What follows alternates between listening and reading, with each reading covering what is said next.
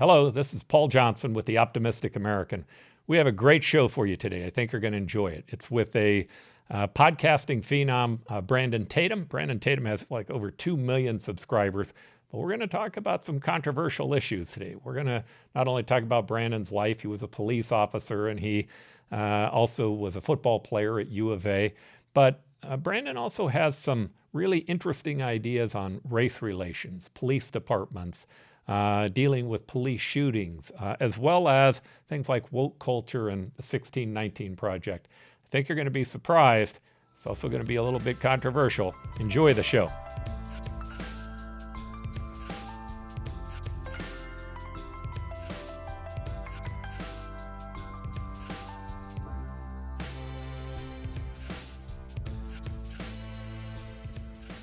Well, Brandon Tatum, welcome to our show. We're very proud to have you with us here today. Well, Paul, I'm excited.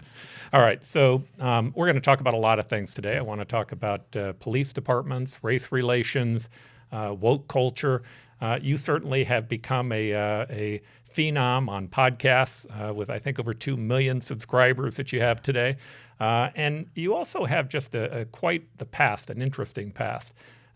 You were a police officer in the city of Tucson. Mm-hmm. I like to say that you played football for my second favorite team in Arizona, which is the U of A. I'm always interested in those two teams, though, because usually a fan of one would rather the other team do completely terribly. But it's a sin to support both, I guess. Yeah, but I love them both. I think they're just great representations of Arizona.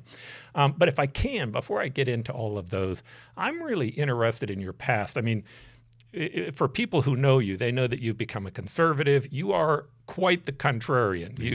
I know you have to get some hate mail. Oh, my goodness. It's out of control. Okay. But you're a big guy, so I don't think it's too much to worry about. They leave it only online. In person, they don't say anything to me. So. Yeah. So but I'm interested in your past, like how you got here. Will you tell me a little bit about growing up? And I know you were in, I think, Fort Worth, Texas. Mm-hmm. Tell me about that. So I think the biggest component of how I got to the place that I'm at now is I have to give the credit to God. I mean, if I had not have had a relationship with God, or God had his hand on my career, I would not be here. I would not be the man that I am today. But I started out, a young kid in Fort Worth, Texas, kind of grew up in a mixture between in the hood, what they call it, in bad neighborhood and good neighborhood. My father went up the ranks as a firefighter, and we began to move to better neighborhoods. But my family, one side of my family, always lived in impoverished areas. So we had exposure to both. We had exposure to nice middle-class neighborhoods, and then we visit family. We got exposure to what it's like in the hood.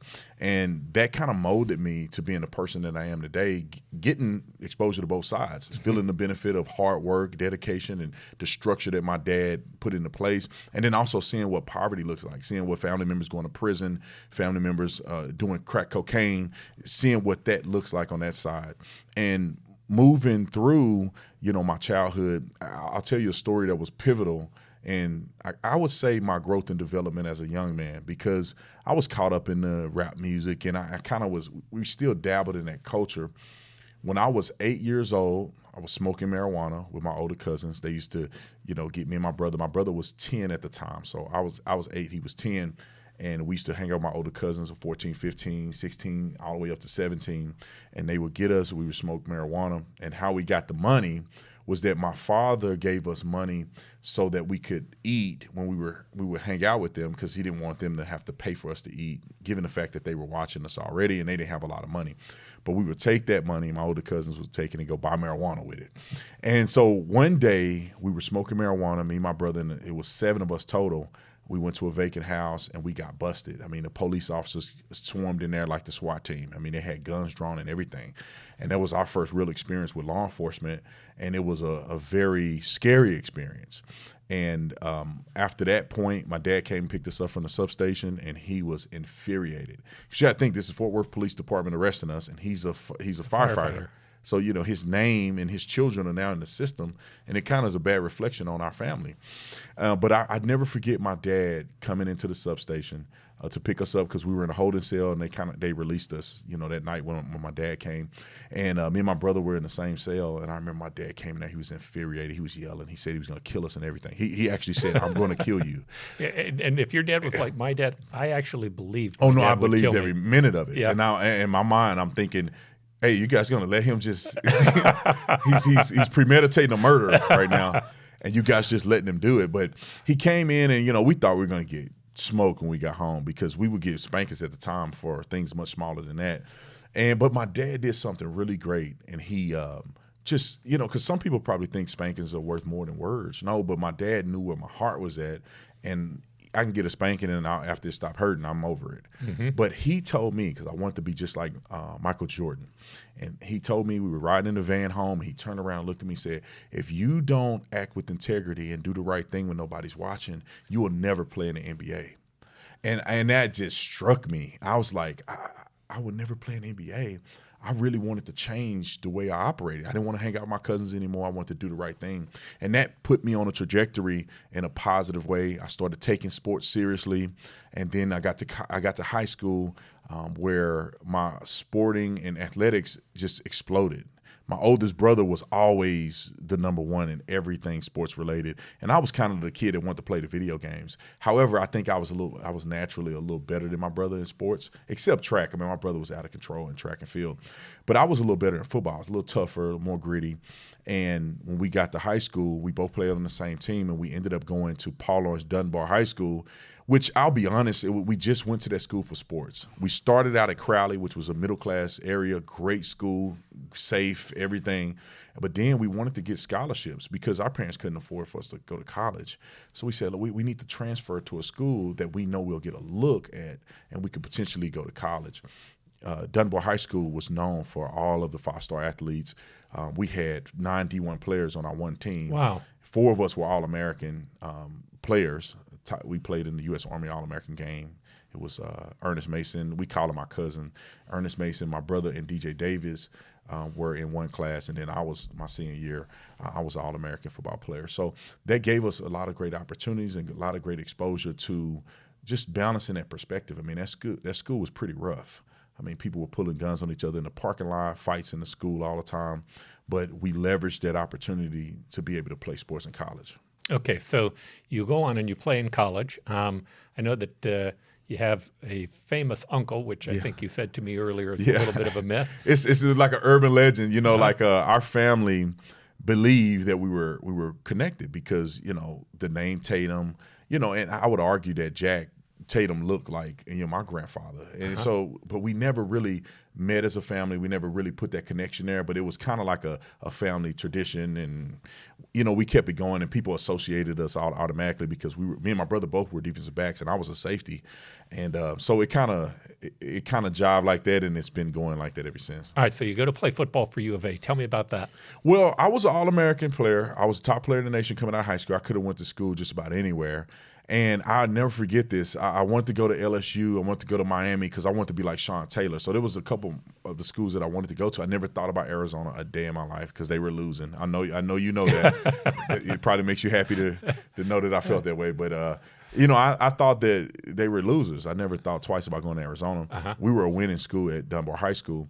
But my high school defensive back coach came to me one day and said, because I had a letters, like a bin about as wide as this table and from here to the floor, full of letters from colleges. But he had brought up the University of Arizona, had Mike Stoops as the head coach. He used to be the defensive coordinator at Oklahoma. Mark Stoops, which was his brother, now he's the coach at Kentucky. He's doing a tremendous job there. Both of them came to the University of Arizona. And I wanted to be like Sean Taylor at Miami. Coach Mark Stoops coached Sean Taylor at Miami. So it was almost a perfect storm and kind of like a sneaky school that if you can get into that school before they blow up, it would be an amazing opportunity. So I ended up taking the offer. I ended up committing to the school before I ever visited. Half of the roster was from Texas. I mean, it had me sold. Coach Stoops and all of the above. So that's the reason that I ended up going to the University of Arizona. Did you enjoy it? Football sucked. It was amazing experience because I'll go back to my childhood. Growing up, I was taught to be, I mean, not by my parents, but society and my peers. It's kind of like that victim mentality.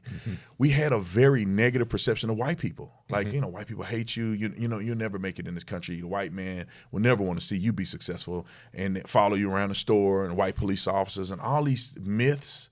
I call them myths now because I've been exposed to something different. But at the time, that's what I believed. And in the community where I grew up at, you know, date white women. I mean, you got to be crazy, man. You get crucified. So with that mentality, going to the University of Arizona, which anybody can look up the statistics of the state of Arizona, University of Arizona is primarily white. And going to the University of Arizona opened my mind to like reality, because racism and all the prejudice that I believe occurred that I would experience, given the fact that I was a black man going into a university primarily white, it didn't happen. I mean, it was the opposite. I realized that, hey, man, I think white people ain't even worried about me like that. You know, I had any conflict. I didn't have any conflict with anybody on campus. It was a great environment, a great educational environment. All my teachers loved us. You know, some of them knew I was a football player. And you know, I'm not going to lie, we got special treatment. I mean, they would, hey, how do you guys do this week? You know, whatever. And they were very friendly. Yeah. And so I had an incredible experience academically. But football, it started out good. You know, I played as a true freshman, and then I got injured my sophomore year, and then I was in the doghouse because I came to the university, but I wasn't mature, and I still had that hood mentality where I had gold teeth in my mouth. I got tattoos all over my arm and my stomach. I had such a bad attitude that I wasn't coachable. You know, the coaches would yell at me, and I'll take it personal. And so I kind of put myself in a really negative position. And I considered the doghouse in a place in which I never got out of. Tell me about that, not coachable. What does that mean? Well, you know, I learned now, after being a police officer, I learned this. Because when I was a police officer, I understood, you know, the harsh criticism and coaching, for lack of better terms, wasn't personal. Sometimes that's to test you, see how courageous you are and how you can handle adversity. And when I got into the school, I had such a bad attitude emotionally that when the coaches would yell at me, and they would cuss you out. I mean, college football is ruthless. They would MF you and everything. And when they would I would get so offended. I would yell at the coaches. I would throw my helmet. I would blow up on them. And that's not what their intentions was. You know, their intentions were for me to receive the coaching like other people and just get better and not take it personal, but understand it's a part of the game. And I did not get that. And so I was a very explosive player on the football field, but I was very explosive in my attitude. So it put me at a huge disadvantage in playing college football. You know, I find in business, I find in politics, this whole victim mentality. Yeah. And by the way, that is not isolated to one race. Right. By any stretch of the imagination. The idea, you know, people, they move into this position where they begin to believe that the world's against them. They can't fix it. They have no choices and no alternatives. And then, of course, you have the person who oftentimes is persecuting them, the person who's going after them. Oftentimes, they're a victim. And I've had myself in the position before where, you know, the triangle on the third leg is the savior, the person who's trying to save the victim all the time. And then, of course, the victim turns on you because they feel like you didn't save them eventually. And all of a sudden, you feel like you're the victim, right? And it's this triangle that once you get into it, and it only attracts other people who have the exact same mentality. And all of a sudden, the opportunities you lose because the people who are looking and pursuing opportunities have a completely different mindset. Yes, 100%. And I call it the victim plantation. You know, I like that. Mental plantation, because people are no longer on a physical plantation for the most part, in America for the most part, right? I think that, you know, sometimes people are forced into a situation where they're working under the table, and, you know, that's another conversation about human trafficking. So there's a form of that. But generally speaking, according to our Constitution, according to the laws of the land, nobody's on a plantation. But that doesn't stop people from putting you in a mental plantation, and that is unlimited. That can exist in perpetuity. And people, unfortunately, in the greatest country on planet Earth, they live in that mental plantation where they feel like they're isolated on this island and they can never get off. They can never become successful here. They don't belong here. They're like the stepchild, you know, the unwanted stepchild, and it's not true. But if it's true in the mind, it becomes true in reality to a lot of people. And, you know, that's kind of, and I'm not jumping too far ahead, but that's kind of, my mission and purpose in life, and then how I've grown to understand is the power of freedom, not only physical freedom, not only freedom through living in a free country, but freedom in the mind as well. I love Viktor Frankl, who was in Auschwitz. And he said even in Auschwitz, when he got there, he said they took 9 people to the left, 1 to the right. He thought that his family was going to be okay and they were going to kill him. They killed his family within hours. They put him into slave labor along with other people. But he said that when everything else is taken from you, you still have one thing left, and that is free will. Right. You decide how you frame it. And it was fascinating because, he worked with other people who were prisoners. He convinced them, hey, what we're going to do is we're going to watch the sunset every night. We're going to watch it as it dips underneath the horizon. And then when they'd go back to bed, they'd all be talking about that sunset. But his goal was to take these people who were living on the edge of life and keep them alive. Yeah. He had a sense of mission, and he framed it. Even when you heard him talk about the guards, some of them he talked about being brutal, sadistic people, but he said they weren't all that way. Right. He said that there were others who were there doing what they just thought was their job wrongly, and it was a terrible thing. True. But Viktor Frankl's free will was, I get to see people the way that I want. Right. Nobody turns me into a victim. And he said all the time, quit looking for happiness. Happiness comes and goes. Look for meaning. Look for purpose. Yes. Okay, so you become a police officer in Tucson. Tell me about that experience. Yeah, so I go from, playing in college football, my career didn't go the way I wanted to. I did not play as much. I was still athletic enough to be in the 2010 NFL draft. My agent told me they were going to draft me. The Oakland Raiders had come to the school, fittingly. Yeah. Jack Tatum played there, and I just knew that this was God opening up opportunity. Well, I got to go back to this point. In 2008 is when I got saved.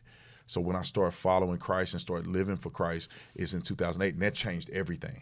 Because not only I didn't have that bad attitude anymore, and then kind of like you said, I didn't let life happen to me. It was happening for me. And so I kind of framed my life around saying, okay, this is God's will. Let me do the best that I can in the situation and just see where it goes. And I'm not bound by what happens in this life because I believe that God has a purpose for me. So then I go 2010. I don't get drafted on draft day, the second day, because they were going to draft me number 6 or 7th overall. I mean, number 6th and 7th round of the draft. And I had a draft party and everything. My family was there. We were celebrating. But my agent told me they promised they would draft me. On draft day, they passed on me, and I was heartbroken and devastated.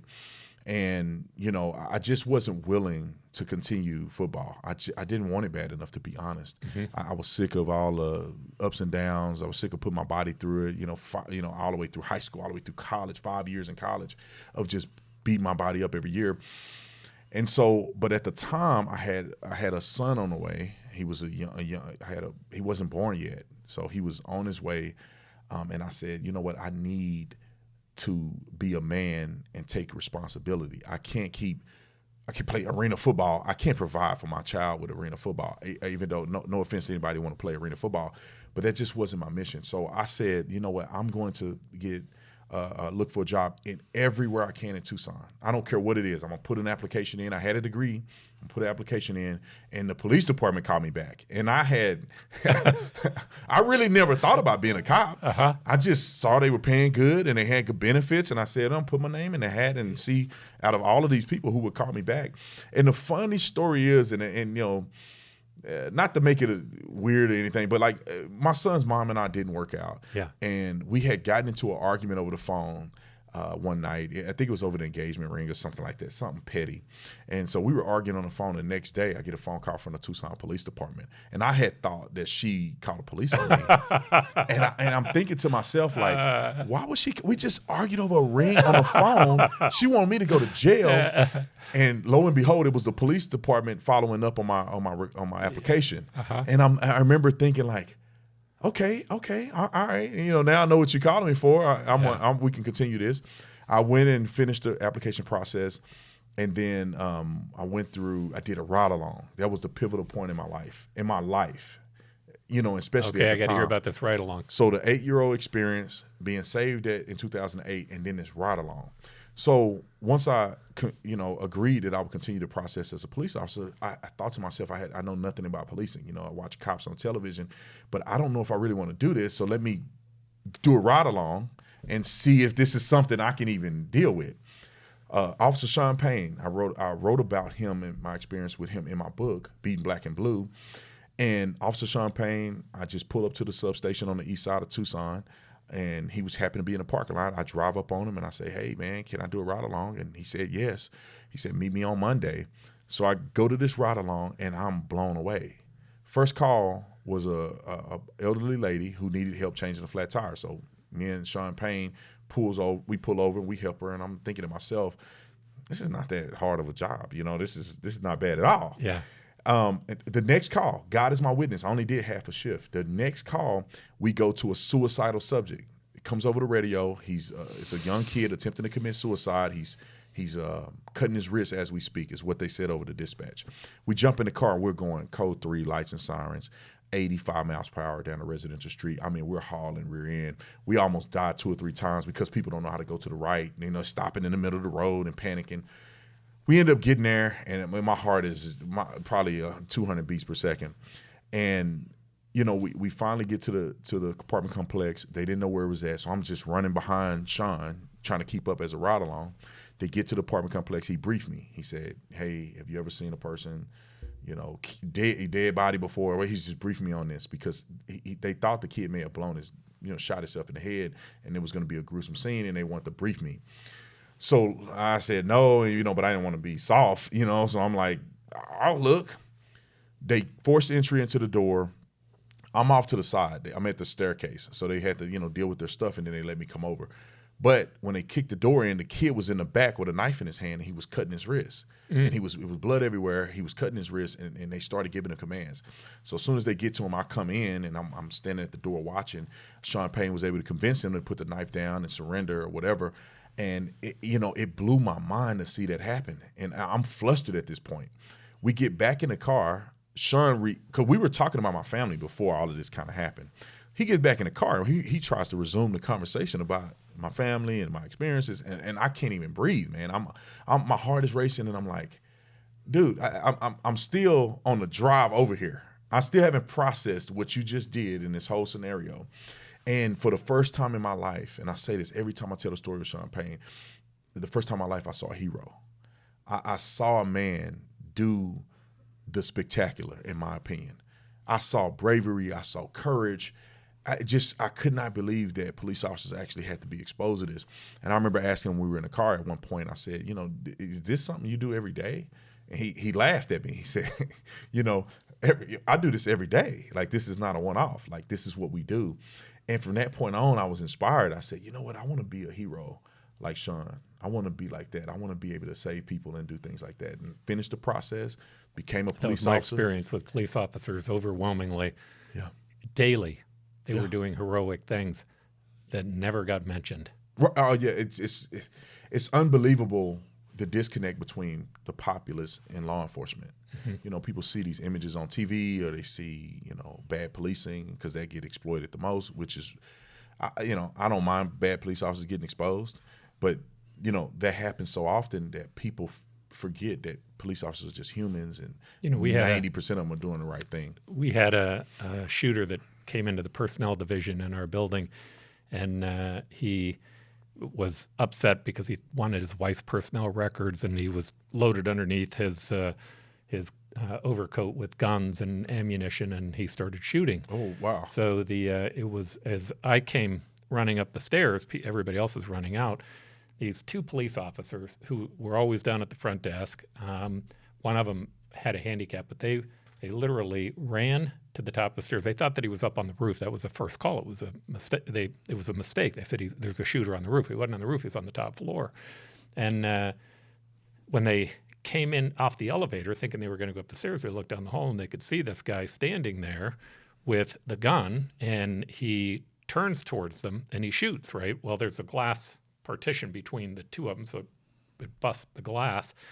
This first police officer goes to shoot, the female police officer, and her Glock jams. It was when Glocks were brand new and they had the jamming problem, and So the other police officer, she drops down, the Hispanic police officer, who, by the way, she was the #1 shot in when she went through not boot camp, but the academy, Yeah. and he was last. Oh, right? But he shot this guy and hit him 4 times in the chest. Wow. But he had on a vest. Oh my So God. the officer ran down, jumped through the glass, and as he was jumping through the glass, he ended up hitting this guy in the face. He shot him in the face in flight. Wow. Right. But you when it was over, it's like we paid attention to the victims, we paid attention to the people who'd gotten hurt, we paid attention to the trauma inside the city, we paid attention to how terrible a person this was, and I finally said, I've got to do a medal for these guys. And the police officer said to me, he said, Mary, goes, I feel kind of guilty taking this. He said, because I've just seen people do a lot more. And I'm like, okay. It can get more than this. So yeah, that was my experience. I fell in love with it. I joined the police department. I went through the academy. It was a wonderful experience. It made me a better man. It made me a stronger person. And I felt like if I'd have went through the police academy first, I'd have been a better football player. Tougher too. I mean, because you got to think, this is life and death stuff. This is not winning and losing football games. Yeah. So learning those lessons in the academy, doing FTO, which was very challenging, field training officer, field training program was very challenging. And then being on my own. But my parents were very proud of me. My father was a firefighter at the time. I think he was a battalion chief at the time. I had graduated the academy, so he came to my graduation and we took a picture. He pinned my badge, and he was in his Class A uniform, and that was one of the most special moments of my life, me and my dad in Class A uniform, during my graduation at the academy. And I became a cop, and I loved it, man. I really enjoyed it. I was on the SWAT team. I was I ended up becoming a field training officer. I was a spokesperson for the police department for 1 year. I only had 2 years on. I did everything. I taught at the academy. I did a whole bunch of different things. Was it a good or bad connection between the political branch of government and PD? What did you see on that? Oh, it was horrible. It was horrible. Yeah. I mean, we kind of were operating in 2 different directions. I feel like the city council. You mentioned like the city council and the government. That's what I mean. Yes. Yeah. I mean, they didn't want what was in the best interest of us. They wanted what was the best interest of what was politically correct. I mean, we hadn't gotten raises in like 10 years, and then I joined the police department when they hadn't gotten raises in like 8 years, and then we didn't get raises for 2 more years when I was a police officer or more. I could have the numbers off there. But I mean, we were coming in the academy making $21.88 an hour, and guys with 5 years experience were making $21.88 an hour. Wow! I mean, think about this: we were $21.88 an hour in the academy. We don't even have a gun. We're not even certified, and we were making the same as officers out there 5 years on the police department. And so the morale was always sketchy. We were understaffed. And we had no police officer had any respect for the city council, and they would openly be anti-police. Some of them on the Tucson City Council, not all of them, but it was a few. I had a very early experience with PD where I remember there was a fellow. I'm going to mess up this number, but I'm not far off. The news report came back on the first day of a shooting that he had been shot like 250 times. And again, I might be off on that number, but of course the first thought is, oh my gosh, why did you have to shoot somebody 250 times? And I remember one of my good friends who was on the department, a guy named Benny Click, he was the assistant chief at the time. He says, Mary, let me give you advice on this.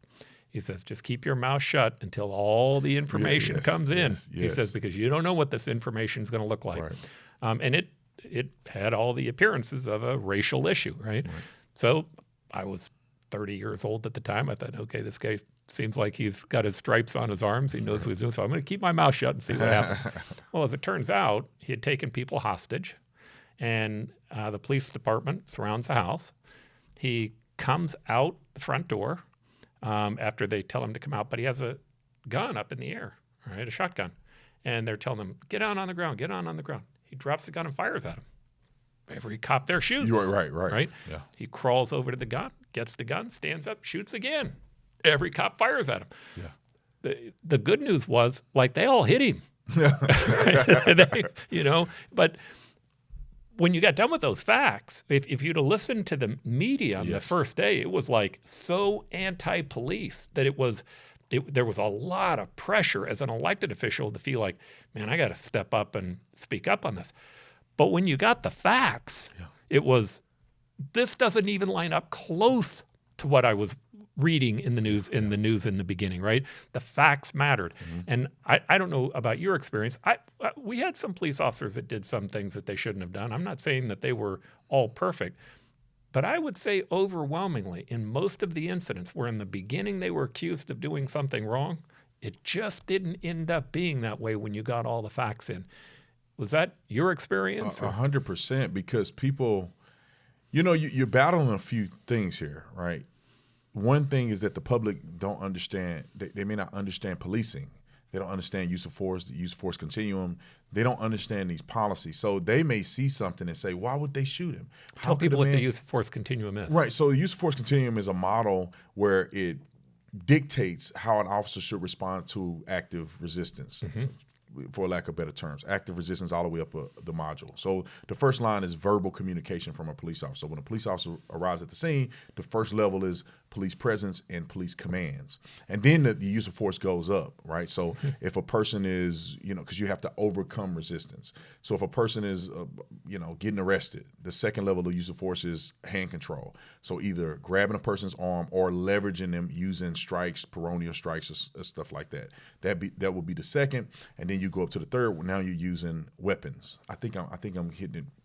I think I'm going up the continuum. I may be missing. You're giving the idea. The idea of it. Yeah. I think it's 5 levels. So it's verbal, and then it's hand control, and then you go up to weaponry. Right, so you'll have the taser or the baton or something of that nature will be another level of force, and then you have the deadly force at the top of the continuum. I think I may be missing one in between, but that's pretty much the gist of it. So it's the levels that you go up based on active resistance. If a person is just standing there, you may give verbal commands. If a person is now running or fleeing, you can run, chase them, and you can grab their arm, put their hands behind their back.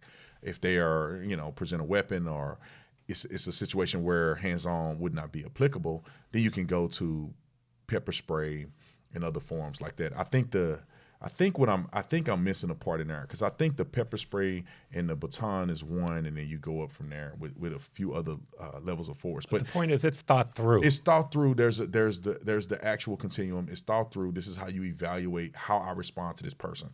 You don't tase a person if they're just standing there talking to you. That's not applicable with how we learn how to overcome resistance through force. All right. So I want to talk about race and police departments and how, it seems to me the issue of racism is thrown around a lot when it comes to police issues today. And I find one of the interesting cases is Tyree Nichols. I find Tyree interesting because, by the way, I listened to his mother, and I listened to her talk about what had happened to her son. She did it with grace, with poise, and with forgiveness that honestly, I kept seeing my son being that boy, and my thought was, I could never do that. I'd be so angry. It would be really, really hard for me to deal with it the way that she did. But in saying that, I started immediately hearing, well, it's racism, or at least it's systematic racism. And if anything, that case says, no, this wasn't racism. Thoughts? Right. I think it's very rare that these situations are really about race. It's about proximity. It's about either police behave in a certain way that people don't understand, which they're justified in the use of force and people just don't like it, or police officers doing things they shouldn't do, and they're rogue police officers doing things that they're not trained to do. I would argue that it's rarely about race. I never met a racist police officer. I have never met one in person. Now, could they internally be racist? I don't know. I've never seen a police officer that was racist, at least that I have met. I've seen police officers that may be racially insensitive, meaning they don't understand the dynamics of different race and culture, so they may act a certain way or say a certain thing that's not culturally acceptable for a particular group of people. And that includes Hispanic and Black and white. It goes down the list. So I've seen officers that may have been racially insensitive, but not racist. And in these cases, like Tyree Nichols, we come to find out after letting some time go by that this could have been a targeted issue between him and another man in a case where I wouldn't say they share a woman, but there was a woman in common there. One of the Yeah, police talk about officers. the facts of that. I don't know that that's really gotten. It's funny how once those kind of facts come out, the story starts to die off. Right, because it flies in the face of their narrative. They want it to be about race, and then they want it to be about a system, and then they start realizing, no, it's a rogue group of people that should have never been established in the first place. But then after that, they say, okay, it was more isolated to where it was one of those police officers had a direct conflict of interest with Tyree. He ended up taking pictures of him and sending them to people after they beat him up. The police officer did. The police officer did. Taking pictures of Tyree and sending them to people, including the woman that was in question here. So one of the police officers, his ex-girlfriend, works at the job with Tyree Nichols. And they were in a relationship. And Tyree Nichols and this police officer had conflict in the past. So there's reason to believe that he could have been pulled over, targeted initially because of that conflict between that police officer. And maybe his beating that was excessive came because of the retaliation between that police officer, his guys, and then Tyree Nichols. And, the police chief isn't out of the woods either, because I felt like that she was very unprofessional about the way she handled the situation. She's trying to get out in front of a situation to make herself look good, because in essence, her officers did this heinous act under her watch. As a leader, you have to take responsibility for your people. You have to take responsibility for the Scorpion unit that they created, which they shouldn't have. Officers that are on the police department for 2 to 5 years in that specialty unit that probably weren't trained properly. All right, can I give you a theory, and I'd like your honest criticism of it, even if you disagree.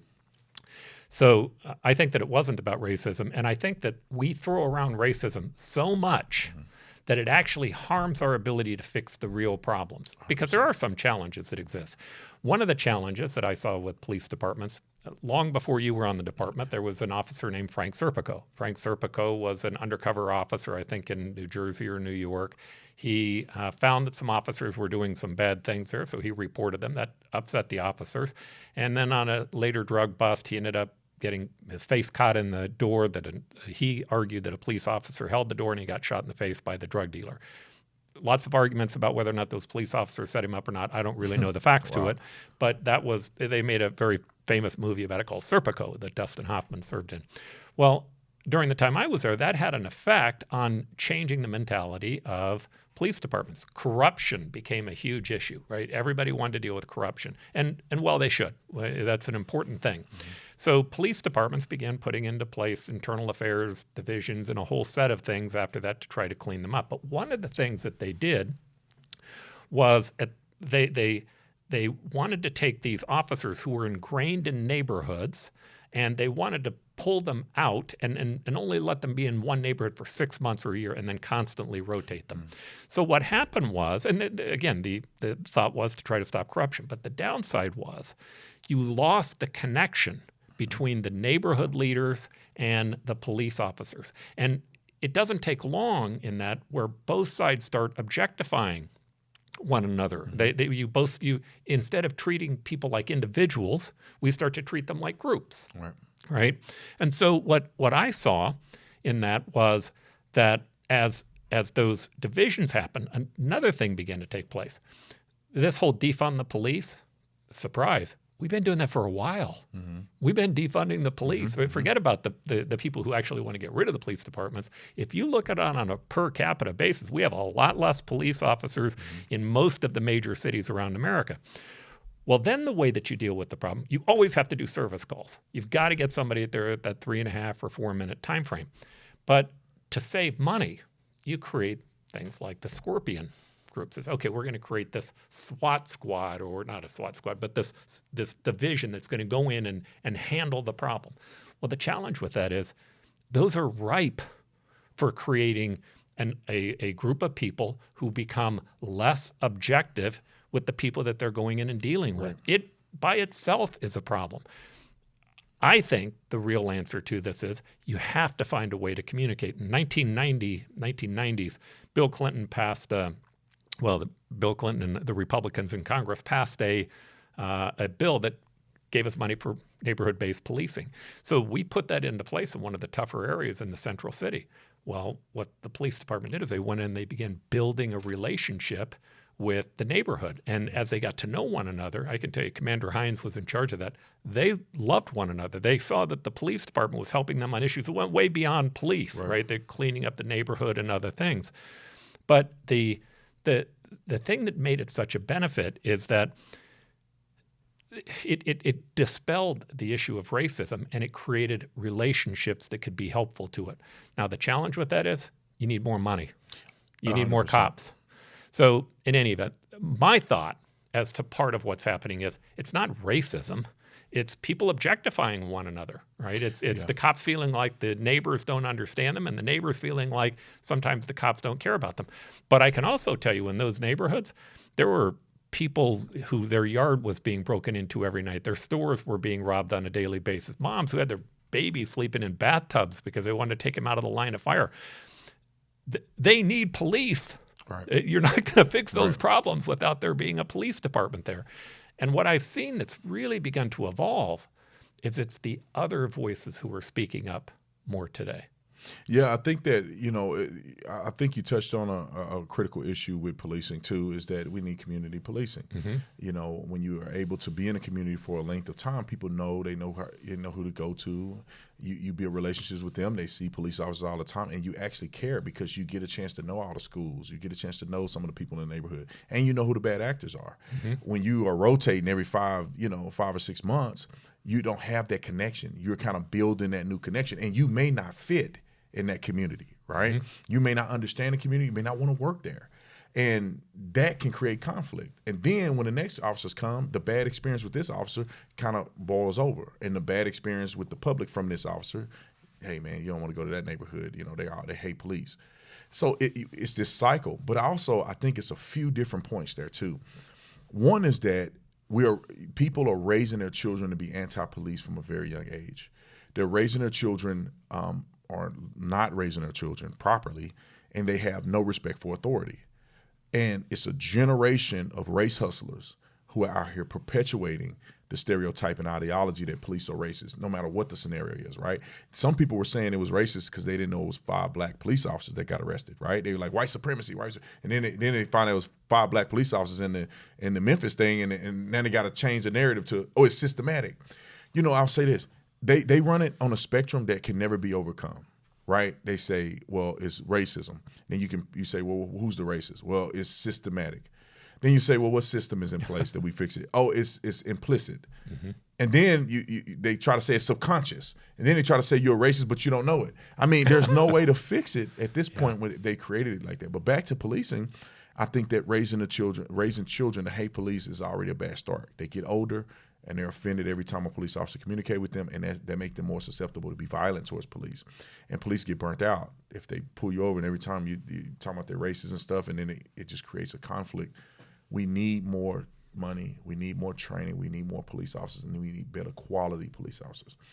One thing that people don't understand when they defund the police is that police are going to exist no matter what. So you can defund them all the way down to zero, and they're gonna make do with whatever budgetary money they have to hire, and they're gonna have to lower the standards. In Tucson, Arizona, they lowered the standards. I was talking to my guy. He came to my son's birthday party, and he was like, "You only have to make like a 60% on an entry level test. There is no physical evaluation that's a part of the entry of the the entry level of the application. None." That means people who don't work out whatsoever and cannot and will not pass a physical test can become police officers, which they become liabilities not only for the department but for the public. They have had to dumb down what once would be standards that will get you exceptional officers. That means you have the pick of the litter. I mean, you have 100 people. When I came through in 2011, they had like 400 people on the initial application. Then it was dwindled down to 91 people, and they only picked 12 of us from the 91. And that's kind of how policing was. Now, they don't have anybody. They're having to go out and create ways to get police officers in, and then they have to lower the standards. So you're picking bottom of the barrel. I wouldn't let my son be not let is a hard word because they get to choose for themselves. Right, but I wouldn't want them to be on the police I would department. not encourage my son to be a police officer. Yeah. Not in this climate. I think there's better ways that he can serve, unless God calls him to do it. Now, if God calls you to do it, then you need to do what God's called you to do. But other than that, I stay away from that. You play professional baseball or do something else. Yeah. I don't want you in that atmosphere because it's not conducive for the public or the police in many cities. Right now, I don't know how they win. Politically, I don't know how they win. I mean, I think the job that they're doing is I know the job they're doing is incredibly important. I'm also positive that, again, I'm not going to say that there aren't racist things that happen. I'm sure there are. And again, when I watched Tyree, I was totally offended. As I listened to you on one of your programs, you were totally offended by it. But it wasn't racism. No. It was something else. And I asked a friend of mine who's in the media. They got mad at me over that comment. Not mad at me, but they said, "Oh, Paul, come on. You have to admit that it's racist." I said, "No, first, I don't have to admit that it is." I said, but let me ask it to you in a different way. Let's just say you're right. To what end? Right. All right. So do you think that by calling the police officers racist, they just go, "Oh, okay. You called us. Yeah, you called us. We got caught. We're now going to fix it," right? What you're promoting, there is no end to it. Right. There's no solution. It never gets better, and it's hiding the real issues that oftentimes do exist. There are some systems issues. We just talked about one. Neighborhood-based policing is a system thinking, and it needs system thought. The reason we don't have neighborhood-based policing isn't because of racism. Right. We don't have it because effectively it was cheaper not to have it, and because we changed things because of the corruption rules. But sometimes there are unintended consequences to the things we do. And again, it's not about racism. Right. And people often forget to talk about the community. You know, we can criticize the police and they're very hard on the police officers, which I think police are held to a higher standard. But let's talk about the community. Why is it that in certain communities that resisting arrest is almost a everyday occurrence? You know, when you look at any of the major shootings, whether it be justified or not, there's a common theme in the public is that we're teaching people that it's okay to fight police officers. And and no matter what you've done or what you do, they should do nothing but be perfect. And that's not reality. Any of the major shootings, and I wrote this in my book as well, any of the major shootings I go through methodically and I show it, like Eric Garner in New York, he was resisting arrest. If he would have just put his hands behind his back, he would still be alive today. He had been arrested 40 some other times. He didn't die then. It's because he resisted arrest and it exacerbated the situation. You can go down the list of all these other people. Even Walter Scott. Walter Scott was shot in, I think, South Carolina unjustifiably. He was murdered, and I think that police officer should have got the death penalty, in my opinion. However, he still was resisting arrest. He fought the cop first, which created this animus, I think, for the police officer to say, you know what, F this guy, I'm gonna shoot him, and I'm gonna try to put the taser on him and stage it. But he was resisting arrest nonetheless. You could go through Michael Brown, justifiably shot, but it was outrage, hands up, don't shoot, which was a myth. He was resisting arrest. He fought the cop. He tried to shoot the cop. But the problem with the way we deal with these police incidents is that the media cannot be honest, politicians cannot be honest, and the public don't want to be honest. We could fix these scenarios. We could go through a scenario like Rashard Brooks at the Wendy's or whatever he was at. That we could say, okay, this is what we can do to improve the way the police respond. This is the way the public can improve.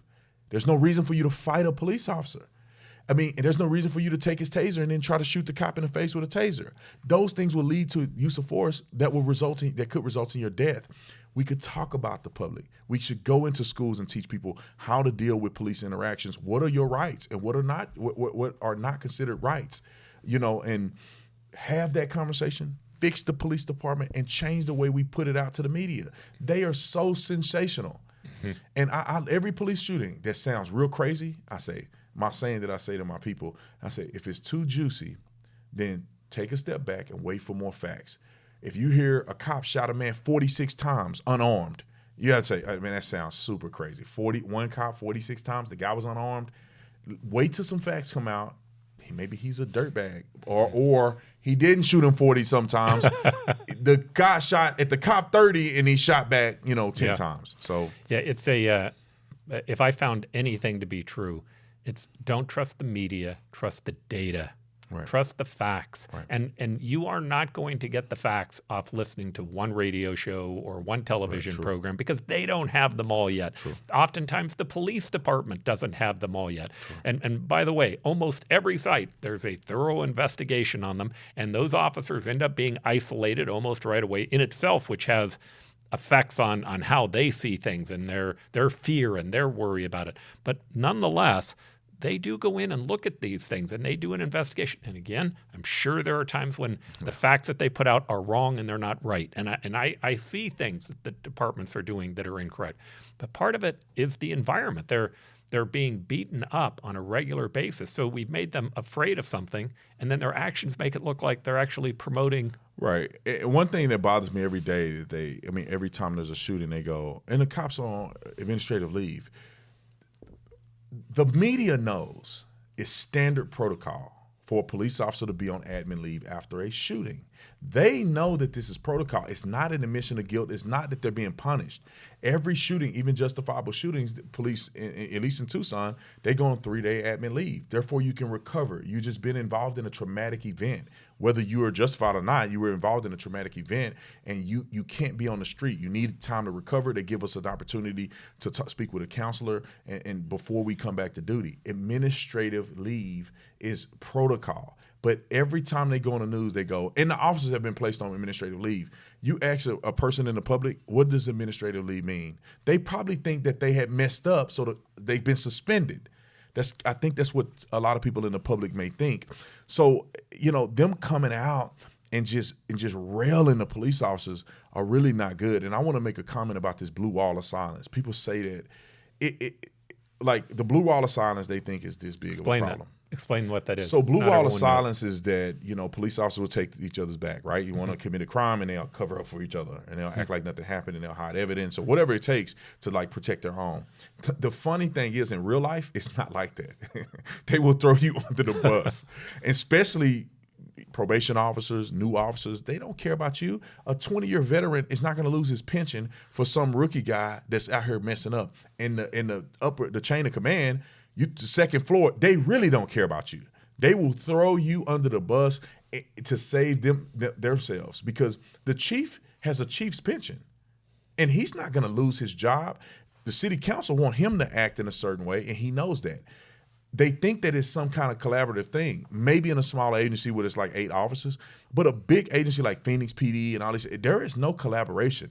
You will be screwed. In fact, I found one of the challenges on Phoenix PD when having to deal with them was paranoia, because they felt like nobody had their back. Right. And that's why you have unions, right? We had unions. They will come out and defend us and make sure that they're not violating our rights.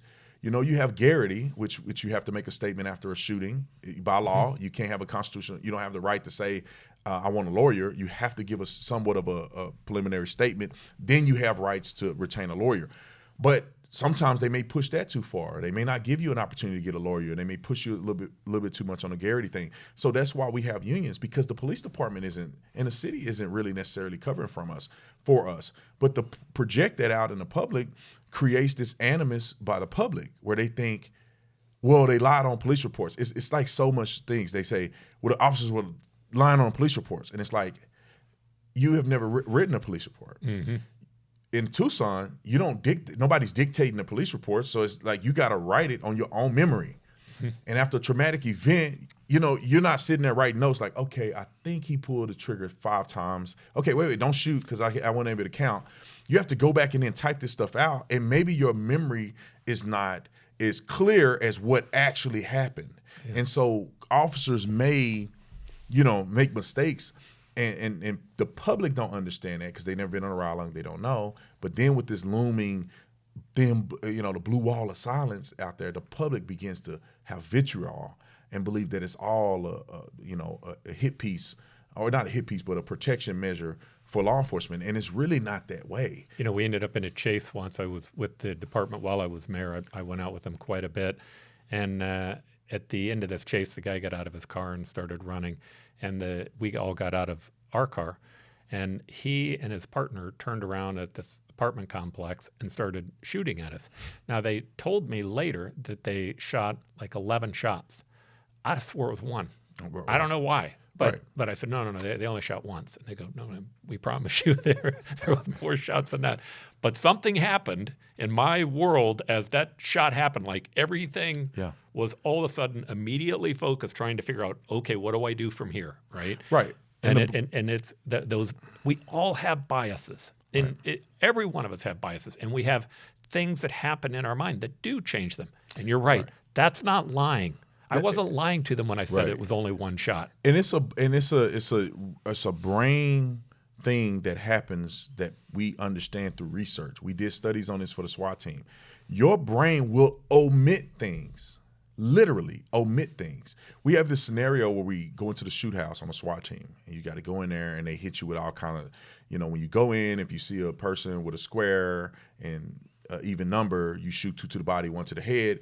If the person doesn't have that, it's a no-shoot scenario. So as soon as you go in the door, you're just focused on the person. And you're like, is that an even number? Is that a square or a circle? Boom, boom, boom, boom. And you don't want to be wrong, because if you shoot the wrong person on the SWAT team, even in training, you get smoked. So all of the stress and your mind and your body is going in one direction, and your main focus is this person. They put a gun on the table.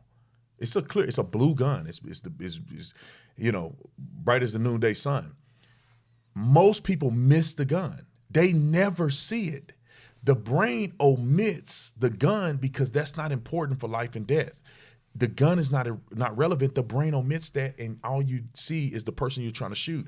They run us through the scenario to show us, and we try to train through that so the brain doesn't, not see a gun, or to see a gun when a gun isn't there, because the mind is already going in a certain direction. There is certain things that happen to the human brain under stress. Dexterity in the hands go, you get tunnel vision.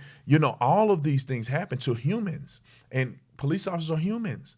They get into a shooting and they may not remember anything. And people think, were they lying? It's like, well, no, man.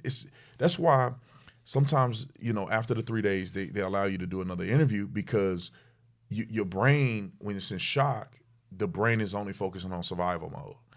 After a while, the things begin to come back. The brain begin to load you back in with things that you may have missed during this fight or flight mode. Just like when the human brain, when people say it was all in slow motion. No, that's because the brain speeds up so rapidly to protect you, and therefore you are able to react quicker, and visually it feels like it's slow motion. The brain does all of these things. And, if you end up going before an expert, going before a trial, you have an expert witness explain these things, then, people in the public didn't hear it, and they wonder why the police officer got off, because there's an explanation for why this cop may have done what he done. Even the seeing of a gun, they say, I thought he had a gun. Your brain can really visualize that there is a gun, and you could see a gun in your mind, even though it's not there, if the conditions are right. You're in fear every day as a cop. The scenario you play in your mind, because they send us these emails of police shootings, so you can study it and learn from it. And if you're a cop and all you're thinking is, I'm going to die, man, I don't want to die like this, I don't want to die like this, you see a person and you do like this, you saw a gun in your mind. And that's why there's latitude for police officers. Is it reasonable that a police officer believed that he had a firearm? All of these things are not explained very thoroughly to the public, and therefore things go astray. I agree with you on the ride-along, and I also encourage people to do a ride-along in some of the harder areas. Oh, please, because at midnight. It's dramatically different. But, you talk about police officers being under stress. I went on ride-alongs where all night long, a couple times an hour, you'd hear a shooting in the distance. Yeah. All night long, you'd be going out to places where people were drunk or high, angry, yelling at the police officers. More than once, they had to call in backup to try to keep the situation from becoming even more tense than it was. It's unbelievable the amount of stress in those types of environment that we're taking some young 22, 25-year-old, I call them kids now because I'm 63. I know they're men or women, but at 63, they still seem like a really young person to me. Right. And you're putting them in harm's way. Not where they think, guys, something could happen next week where there could be a problem. They can hear it all around them. All the signs say there are problems going on. I have to be on full alert.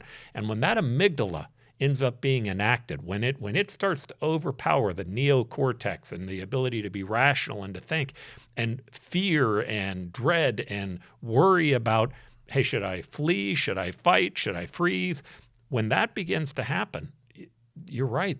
All the things in the memory become much more difficult to be able to deal with. Right, and that's and mental health for police officers too is a thing. A lot of police officers don't want to admit that they need it because then you look weak, and how you gonna be on a SWAT team if you had to go get mental? So some guys may not want to. They can't give special units if that's what they feel. Now the police department say they're not biased towards you, but if you're not mentally capable, you're probably not going to make it on a specialty unit. But guys internalize that, and they may not want to be forthcoming. And some departments don't have any help for police officers. They got to deal with it. Go home, suck it up, and they drink their lives away and beat their wives or whatever, and they end up dying at 50. So, but I really wish, and this is why I do my YouTube channel the way I do it, and how I become so popular, because the cops who are on duty right now, they can't say the things I say. I can say them. People from Memphis, I got my birdies, they'll send me information about what's really going on there. And they'll send me information about like Breonna Taylor. I knew before anybody knew what happened there, because I had people that say, hey man, this is not what you think it is. I even had a document of a 40 pages document of an investigation that was put together. The media refused to accept. They never published it. I had it, I held it, and I knew what was going on. I tried to give little inklings of what was happening. But I had to wait until the media finally put it out there, because I didn't want to be the reason that there could be stuff suppressed in the trial. But I mean, I get some of that information, and I exist to expose the truth to people, so the people who are willing to listen don't live in fear or live in a state of believing that police officers are just killing people. I mean, to be honest, police officers are not. Rarely that you have to kill somebody. I think police officers end up killing, I think if my numbers are correct, probably about 2,000 to 4,000 people a year, maybe at the high end. It's 350 million people in America. Medical malpractice kills more people by far than law enforcement. I mean, the numbers say between 200,000 or maybe 400,000 a year. The numbers are pretty broad because it's very hard to track all of it, but the minimum they say 200,000. I mean, technically, I think police shootings are about 2,700 a year, somewhere around there. If you look at it, you say it'll take police officers 100 years to kill as many people as people may die in malpractice, medical malpractice. In a year. In 1 year. Yeah. It take them 100 years to get to what medical malpractice could be in 1 year. Or if the 400,000 is a more accurate number, it'll be 200 years. Yeah. So the way that they look at police officers are totally backwards. And I love that you said facts. The narrative is that if you're black in America, you are unjustifiably racially targeted by the system. Statistically, that is not true. If you look at the amount of shootings that go on in Washington Post, they have I don't know what to call it. They have a data center that they created that anybody can go online to Washington Post, and they can go and look at every single shooting that occurred, I think, since 2015. Every one. They have the name, they have a scenario, they have whether it was body camera, whether it was justified or not, they have it all there. So people can do this independent research. White individuals, white people as a race, as they calculated, is shot twice as much as black people do. And also unarmed white people are shot nearly twice as many white people are shot unarmed than black people. You'll never see it on the news because it's not sexy enough for them. Now, people may have the argument, they say, well, there's way more white people, so black people are disproportionate. True, but also is true is that patrolling in these inner city communities where the violence is prevalent is a lot more than in primarily white communities that are not the inner city violent communities. So technically, if you look at the statistical data, white people are actually shot more. If you look at the patrol saturation, they're shot more at a higher rate per interaction versus the black community at their interaction. And so all of these numbers that people throw out are not necessarily true, and we can never get to the meat and potatoes of it.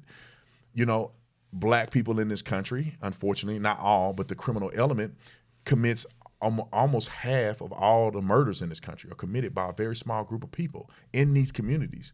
Over half of all violent crimes are committed by black people. So when you look at that, you say, okay, that's why police are in these communities. It's not because they're black, it's because this is where the crime is at. And you look at the violent interactions, the resisting arrest, even the justified and unjustified shootings, people are resisting arrest. It's a cultural thing. when you're raised to hate police and that they're racist white people, do you think you're going to be okay when they pull you over? You think your mind is not going? When I was a Tucson police officer, probably 98% of all black people that I pulled over made the comment that you pulled me over because I'm black. It was one guy, I'll never forget this guy. He was from California. He's in a passenger seat. The girl that's driving was white. Me and my buddy, we're in a 2-man unit. He's white. Obviously, I walk around. We had this tactic where, it's 2 of us in the car. The one guy goes direct. The other kind of goes off in the distance. So I can observe, and they only think he's just coming to the window. So the white guy, Jake, goes to the window, and the black guys are screaming at him. You only pulled me over because I'm a black man in the car. You only pulled me over because I'm black. You pull her over because I'm black. And she's yelling at him, stop, my tags are out. Just stop. He's yelling. He don't see me. I'm on the other side of the car. End up interacting with the guy, and I kind of just laid it straight out to him, like, hey, man, why, there's no need for you to say that. It has nothing to do with your race. Your girl is saying that her stuff is bad. We don't care. We looking at the license plate. The license plate has an issue. That's why we pulled you over. After talking to him, I brought this point to him about projecting on people.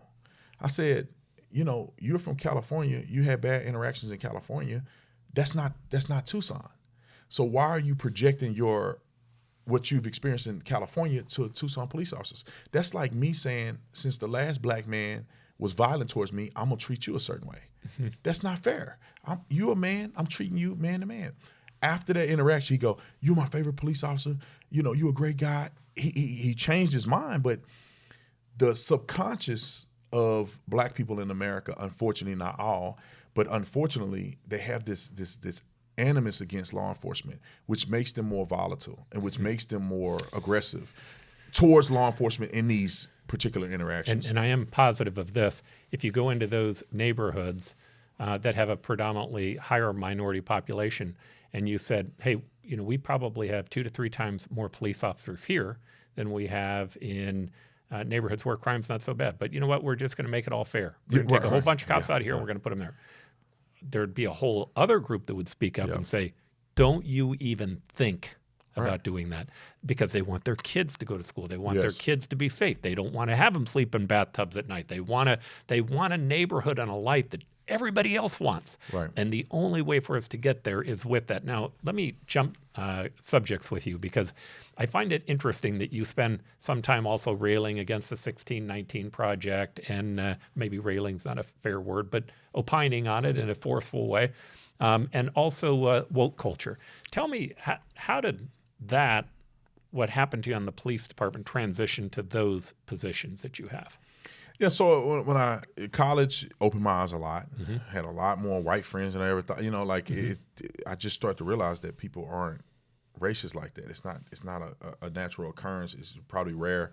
Maybe most of it is in people's minds. So I began to change that way. Then I began to change the way I thought about police, because growing up, I thought they were racist. I thought they were racially biased towards black people, and I found out through patrolling that, if you're patrolling in a black neighborhood, the only people you can pull over are black people. It's not like somebody from the white neighborhood drive over to the black neighborhood. I started realizing the way they structure precincts, and I'm like, this is not what people are saying. So I begin to wake up in that manner. I begin to wake up politically too, because most of the police officers were conservative, and we would have these conversations about my Christian faith aligning with my political views.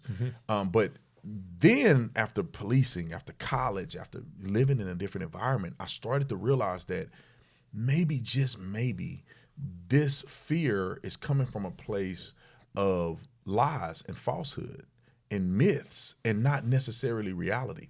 And then I started to see lies being told about law enforcement.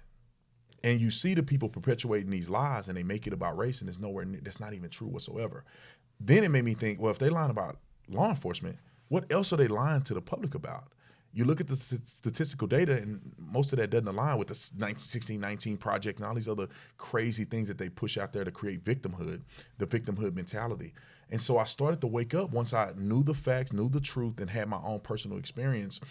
I began to see that this is a grift.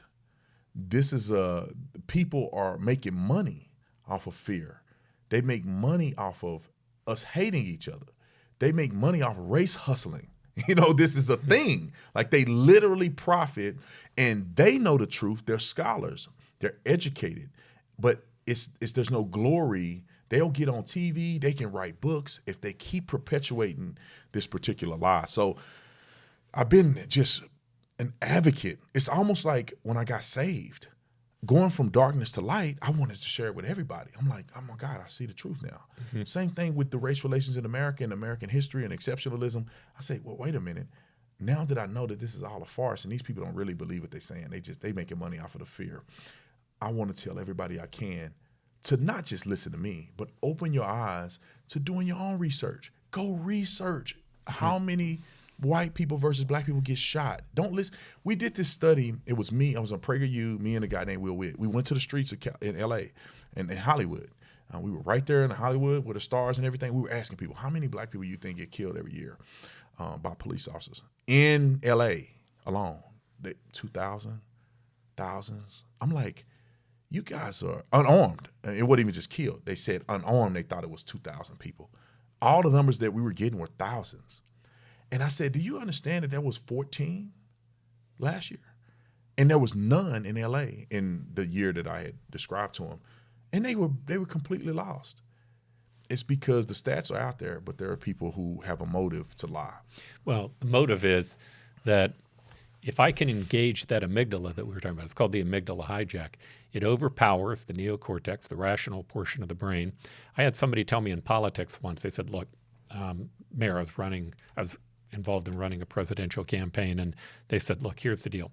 We have to engage our base. And here's how we engage our base. We have to terrify them about the other guy. We have to make them so terrified they won't listen to anything they have to say. Right? And then what we have to go do is try to convince the middle that the other side's worse than us. Right? So and you can watch it, right? Because as people become afraid, they'll turn on that station tomorrow to watch that station. They'll listen to that politician. The political parties gain from it. It's how you begin to lose your sense of agency. Yeah. And agency, to have agency, you have to know the truth. By the way, agency is defined as the actions and behavior that I take, are going to affect my destiny. Now, if I'm going to take that away from you, what I want you to believe is you don't have any options. Right. You're a victim. There's nothing you can do. There's nothing you can do to get through this. So I'm going to terrify you, because if I terrify you, I can stand on your agency and promote myself. Right. Vote for me. Vote for me. I'm going to fix it this time. This time. And they keep perpetuating. They act like people on the news, and a lot of times it comes from the left. They act as if we are still in the 60s. They promote, like there was a screening of Till, the Emmett Till movie. Emmett Till was murdered in the South. They put the barbed wire around his neck, and his mom had an open casket, and it was a horrifying thing. I'm glad that she did it because it helped the country kind of wake up to the hatefulness and evil behavior against black people in the South. And no, Emmett Till wasn't from the South. He was visiting his great uncle in the South, and he ended up saying something to a white woman, and she ended up getting murdered. Now, you look at these situations, and you say, there's the Emmett Till situation, and they want to project them into society today. They go back and look at slavery, and they go, the white man is the same as the white man is during slavery, and they push that out there so you can be in fear.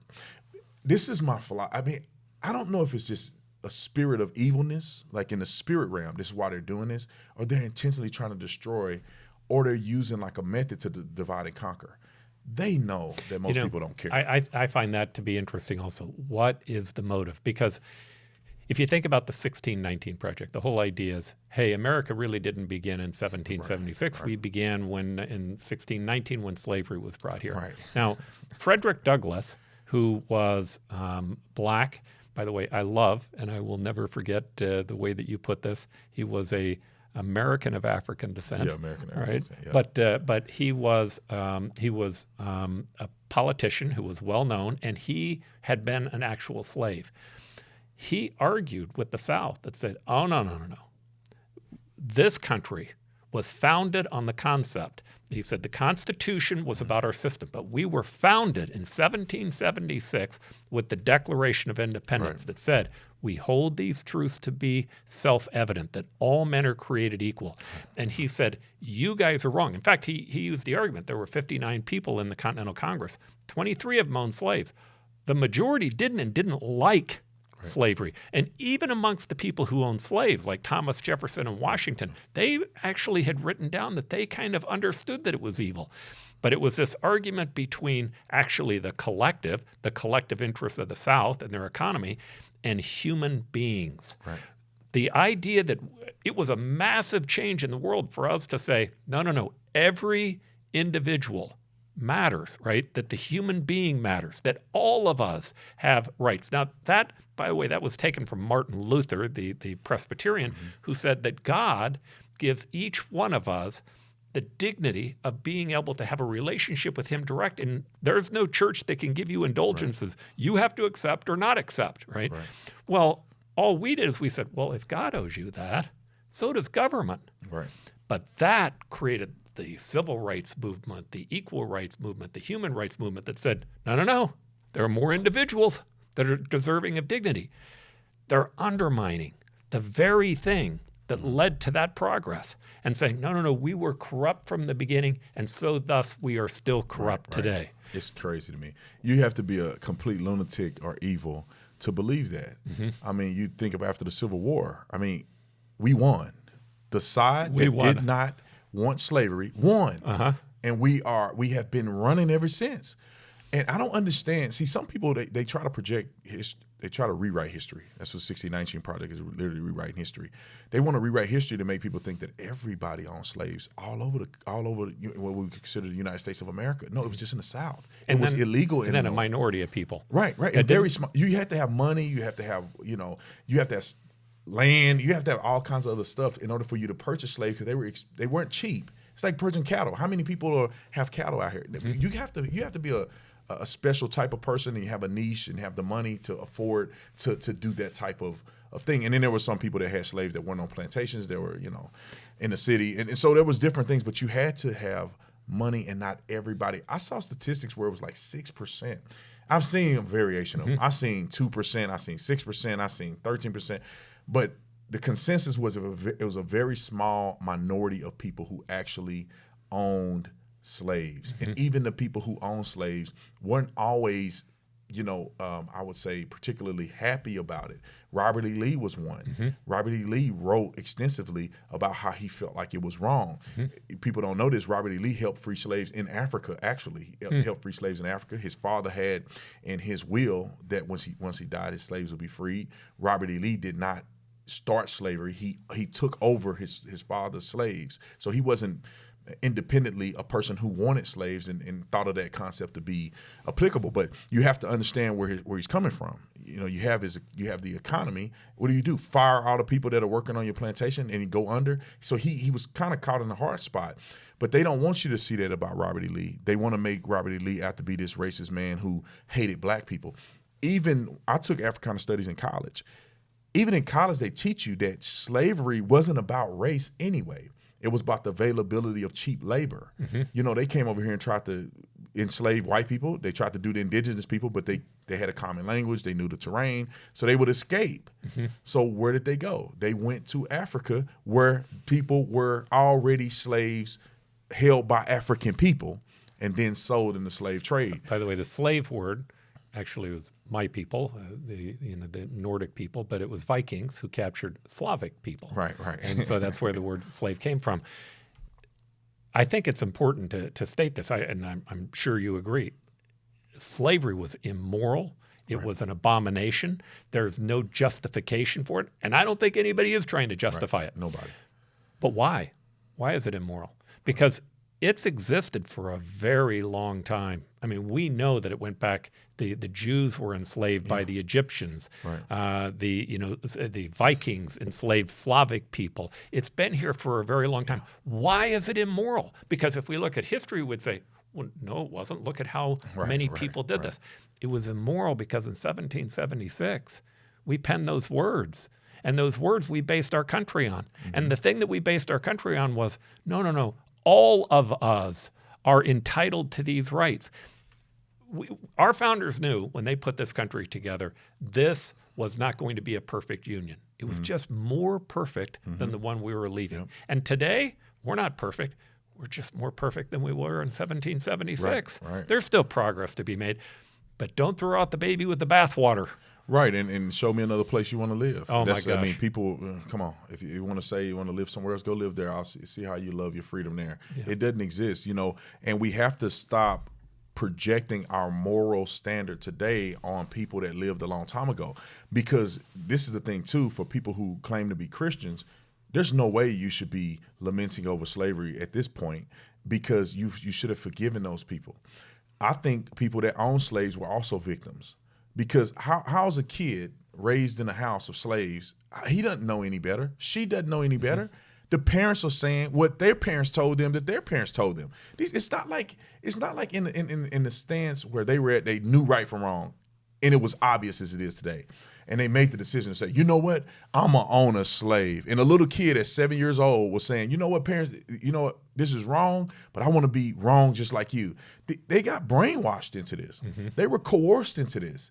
They were put financially stuck into preceding their parents with owning and protecting the legacy of what they had built through slaves. And so we should be forgiving of all of those people, because I don't want to say it kind of like Jesus said, it was a different context, but forgive them for what they know not what they do. Today, nobody would ever imagine owning a slave or participating in a firing squad or putting somebody in an electric chair where their eyeballs pop out. Even today we've progressed. It's changed. Lethal injection is now more reasonable than, even stoning people. Like, as a society grows, we change. We shouldn't judge them on what we believe, but we can learn from what they did and begin to be better. And I do think that the motive sometimes, there's a lot of studies on the politically correct authoritarians, which are different from what psychologists would call politically correct empathetic. Politically correct empathetic is, hey, if it hurts your feelings for me to use this word, I'm not going to use that word, right? But politically correct authoritarians, they have kind of that dark triad personality, right? Their base is about trying to control people. It's to try to control the debate. And while the alt-right does terrible, violent things to people individually, the woke left, they destroy people's reputations. They do everything they can to destroy it. And at least for me, I'd rather get beaten up and spend a week in a hospital than you actually being able to be successful at destroying my reputation. That's all I really have to help my family. Well, they go after college professors and others to do that because they don't really care who they hurt. That's really what, it doesn't matter to them. And they use words. My partner, Dr. Basha, and I just wrote this book, Addictive Ideologies, and we said that genocides, terrorism, and extremism in the United States always come from an ideological bent. Right? They always have an ideology that's connected to it. And those ideologies that become violent are the ones who have a groupthink, meaning they see the world in terms of the oppressed and the oppressor. So, they start using words like, the right, a far alt-right might call it a libtard, right? Insulting handicapped people at the same time as liberals, right? But on the far left, they'll say, well, white privilege or the patriarchy, right? Those are words designed to stop discussion, right? To put people into a position that says, all of you think the same. One of my heroes in life was Martin Luther King. And it was Martin Luther King because he knew the importance of love.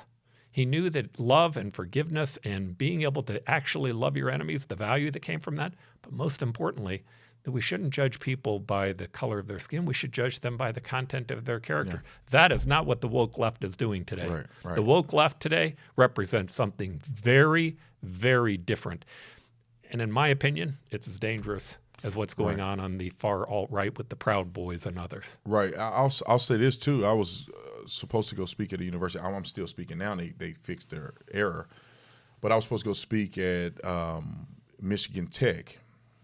It's far north part of Michigan. It's literally like 2 hours from a major airport.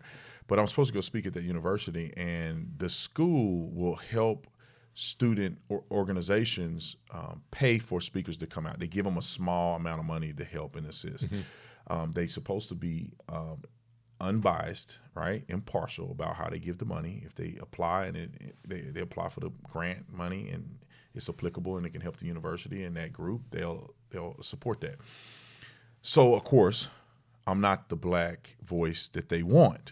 I'm not pitching racism and saying I hate white people and white people are the problem and I'm a victim and Trump is evil. And so since I'm not saying, and I challenge people on the pronoun thing and the men transitioning and playing in women's sports, they did not believe that I should speak there. Or the university should fund a person like me. One girl, I think it was a girl, I could see the notes that they wrote. I wasn't at the meeting, but they wrote some notes. One said that I hurt her feelings. Other one said that I'm hateful and evil and the university shouldn't support me. Initially, we failed the vote. They took it to a vote. We got the majority of the vote, but we need 2/3. So now they failed the vote, and I went on social media, and of course, they probably changed their minds because I'm sure they got so much backlash. That as they should. Administrators had an emergency meeting, and the administrators end up making the right decision by saying, no, we believe that this is fair, and he should be able to speak, and we will fund it because they've funded like $40,000 for all this woke stuff. Yeah. Well, it's also, I mean, you're first. What's happened is this whole idea of being safe is now taken precedent over other American values like free speech.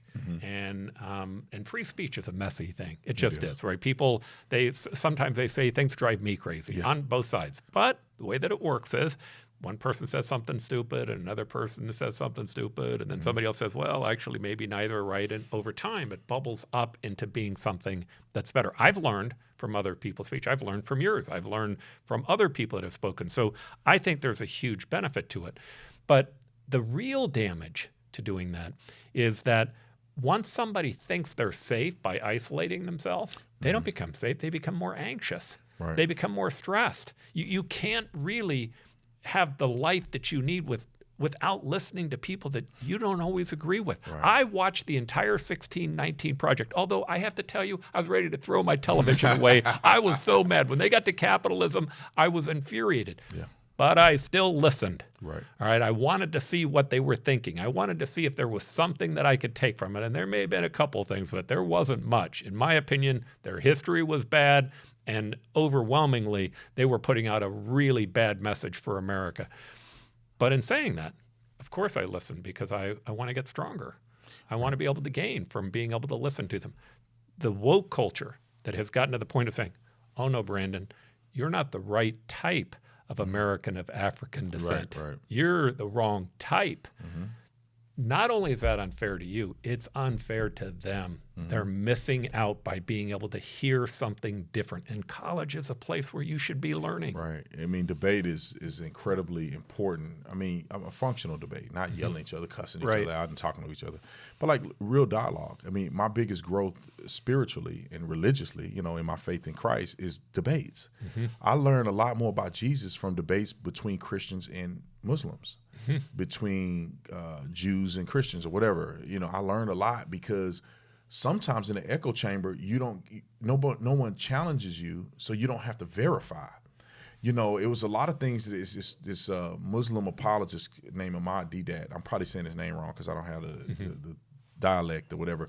But Ahmad Deedat always goes through and debates Christians. And I'll argue that he wins all of the debates, even though I don't agree with his form of who God is. But I mean, goodness gracious, he literally posed a question to Christians and he don't even have a Bible. He's memorized the Bible and the Quran. And he goes through and he will say, in your Bible, it says this, this, and this, and this. Why is that? It says this and this. And the Christians that argue with him are fumbling over word. They got all these books they're trying to open and try to reason. And he's like, you don't even know your own Bible. And he's challenged me on some things. And I said, wow, well, is it true? Is he telling the truth? And some of the things he did say was was pretty accurate about, kind of the way the Bible was translated and stuff like that. I think it doesn't negate the Bible, but it's still questions that people should be asking and getting answers for.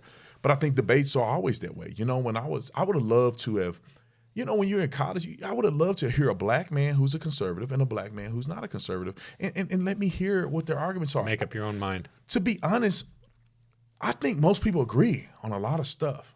It's almost like we're headed to the same destination relatively, and we're just going down two different roads. The GPS tell you to go this way, another person going this way. We want to get to the same place. Some people are going down a road that's going to end up in a dead end, and they have to come back and go back this way. But we all kind of want the same things out of life in America. We want freedom. We want safety. We want to be able to flourish. We want everybody to feel like you at least can experience the American dream to a certain degree. We want to be able to practice our religion. I mean, all of these things, a lot of people, we all say we want. The problem is they don't want us talking to each other, because then we'll come together and say, hey, we're on the same page. You guys are the problem. You guys are having bad policy. What makes sense? That doesn't make sense for you to do that for our country. You know what? You need to get out because the people have spoken. The way they do it is that they want us to be separated. No. Black people can't talk to white people because, don't look at the white man. Don't come on his podcast because he's a racist. And they call you a racist. Nobody want to deal with a racist. And that's the strategy they use because they're like, no. It's like a person in an abusive relationship. They gaslight the other person. They make the other person feel like they're crazy, and then they tell the kids, you know what, Daddy is an alcoholic. He don't really love you. And they behind your back, instead of them coming together and working as a family, they want to segregate this person and gain favor with the kids. And I think that's what politicians do. And I wish that our system would change, because I think our founding fathers were brilliant. This is a great system. I don't even know how they thought of this stuff. However, people have now taken advantage of it. Now we have to be right or left. We can't even meet in the middle. You go on television, they have to disagree with each other. You would never see a Republican and a Democrat get on television and say, you know what? I actually agree with your point there. I think we should do this with healthcare. They can't. A Republican can get on, or a Democrat can get on and make a point that's factually verifiable. And that Republican has to disagree with him, or the Democrat, vice versa. All right. So I've taken up more time than I told you that I would. Thank you very much for being gracious with that. You're a very important voice in America. I really hope you'll do well. I'm certainly listening to your shows. Can you tell the public how they can tune in? Oh, well, it's very simple. The Officer Tatum, THE, Officer Tatum, on all of my social media handles. You can websites. Put it on Google, you'll find me everywhere. By the way, I recommend to all of my listeners, yours is a show that they ought to subscribe to. I listen to you quite a bit, and you are willing to pick up the most controversial topics in a minute's notice. So thank you, Brandon. Thanks for being here. Paul, thank you for having me. Thanks for joining the Optimistic American Show. And help us grow by subscribing to our channel. If you enjoyed the episode, please leave a like and a comment. There is so much more that we have planned, and we can't wait for you to embark upon this journey with us.